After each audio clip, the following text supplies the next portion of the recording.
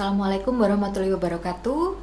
Bertemu dengan saya kembali, Dr. Gigi Devi Eka Juniarti, spesialis konservasi gigi konsultan. Pada tatap muka kita yang ke-6, kita akan membahas mengenai external bleaching dengan over the counter products. Kemudian kita juga akan membahas kemungkinan komplikasi yang dapat terjadi saat perawatan dental bleaching dan prognosis perawatan dental bleaching.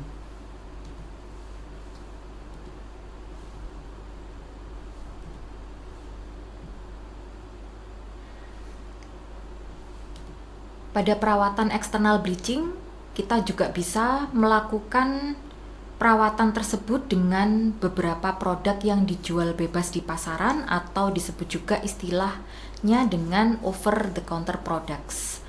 Umumnya bahan yang menjadi komposisi produk tersebut adalah material bleaching dengan konsentrasi yang sangat rendah. Misalnya hidrogen peroksida dengan konsentrasi 3-6%.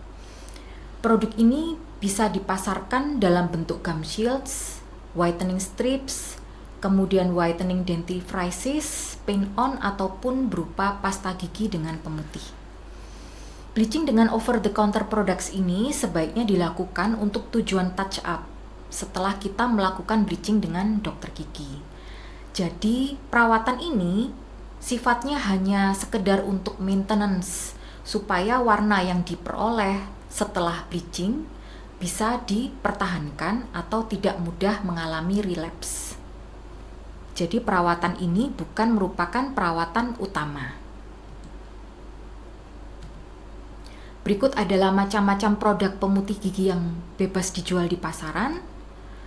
Jadi dari atas kiri searah jarum jam ada produk whitening kit yang sudah dilengkapi dengan sinar LED portable. Lalu ada whitening strip yang pemakaiannya hanya dengan ditempelkan di permukaan labial gigi selama beberapa menit.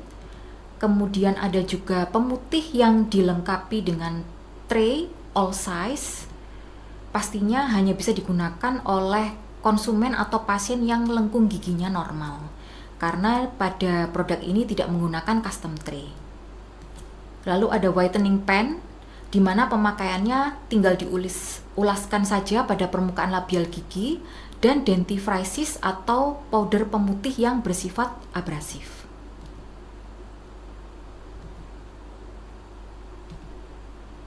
Berikutnya akan kita bahas mengenai efek samping dan komplikasi yang dapat terjadi setelah perawatan dental bleaching. Apa saja efek samping perawatan external bleaching? Jadi, untuk efek samping atau komplikasi yang bisa terjadi pada saat external bleaching, misalnya hipersensitivitas gigi, hal ini disebabkan karena peningkatan dari diameter tubuli dentin, kemudian terjadinya demineralisasi gigi, oleh karena hidrogen peroksida yang diulaskan pada permukaan gigi dapat menurunkan kadar Ca dan fluor dalam hidroksiapatit enamel. Kemudian iritasi pada pulpa, atau iritasi pada mukosa rongga mulut. Oleh karena perawatan ini memiliki efek samping, maka hendaknya kita sebagai dokter gigi melakukan prosedur perawatan secara hati-hati. Efek samping yang akan dirasakan oleh pasien post-treatment ini juga sebaiknya kita informasikan kepada pasien di awal sebelum perawatan bleaching sebagai bentuk persetujuan medik. Untuk menekan efek samping perawatan eksternal bleaching, maka beberapa hal ini harus dilakukan. Di antaranya, kita bisa mengaplikasikan desensitizing agent untuk meredakan rasa ngilu, kemudian aplikasi fluoride untuk efek remineralisasi post-treatment, kemudian selama durasi perawatan, apabila pasien mengeluhkan ada rasa ngilu atau nyeri gigi, maka perawatan bleaching sebaiknya dihentikan. Kemudian jangan lupa penggunaan suction dan cotton roll untuk memblokir saliva. Hal ini untuk mencegah supaya bahan bleaching tidak mengalir mengenai jaringan lunak rongga mulut. Apabila terjadi iritasi pada mukosa, maka bisa kita aplikasikan aloe vera gel untuk mencegah terjadinya sariawan.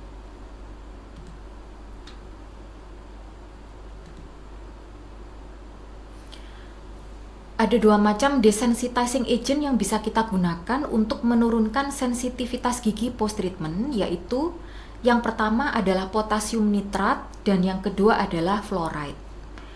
Di mana kedua bahan ini memiliki mekanisme kerja yang sama, yaitu memicu terjadinya proses remineralisasi. Jadi selain dapat mengurangi nyeri postoperatif, juga dapat meningkatkan kadar mineral enamel setelah prosedur bleaching. Aplikasi fluoride pada enamel akan menyebabkan struktur enamel, yaitu hidroksiapatit, menjadi fluoroapatit. Sehingga struktur enamel yang baru ini sifatnya menjadi lebih kuat terhadap asam. Resiko yang dapat terjadi pada perawatan internal bleaching. Nah, kali ini kita membahas mengenai resiko pada internal bleaching, yaitu terjadinya external cervical root resorption yang disebabkan karena kurang padatnya cervical barrier yang kita aplikasikan.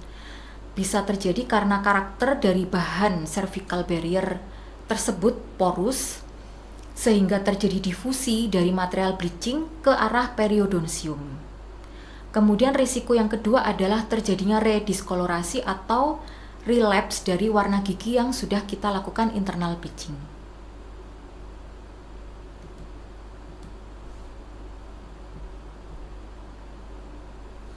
Untuk tingkat keberhasilan perawatan dental bleaching, baik eksternal maupun internal bleaching, tergantung pada bagaimana dokter gigi menganalisis faktor penyebab diskolorasi, kemudian tepat dalam melakukan analisis faktor etiologi.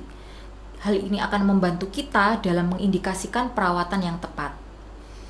Apabila penyebab diskolorasinya karena faktor ekstrinsik, maka rencana perawatan dapat berupa eksternal bleaching, sedangkan apabila penyebabnya karena faktor intrinsik, bisa kita rencanakan untuk internal bleaching. Nah, kemudian untuk derajat diskolorasi yang ringan hingga sedang, bisa kita indikasikan untuk internal bleaching pada gigi yang non-vital. Namun apabila gigi yang mengalami diskolorasi itu ternyata derajat diskolorasinya berat, sedangkan gigi tersebut non-vital, bisa kita kombinasikan antara internal bleaching dengan prosedur restoratif. Kecermatan dalam menegakkan diagnosis, apakah gigi yang dilakukan perawatan diagnosisnya adalah gigi normal, kemudian ada atau tidaknya kelainan periodontitis, atau bahkan apakah gigi tersebut sudah mengalami nekrosis pulpa. Hal ini harus kita lakukan analisis dengan cermat. Hasil pemeriksaan dan penegakan diagnosis ini akan membantu kita sebagai dokter gigi dalam menentukan rencana perawatan.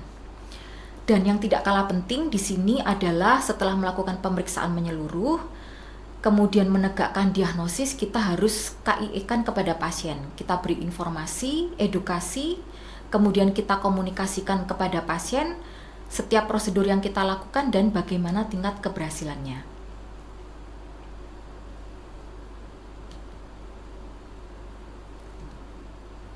Baik, untuk materi kita dental bleaching, kita akhiri sampai di sini.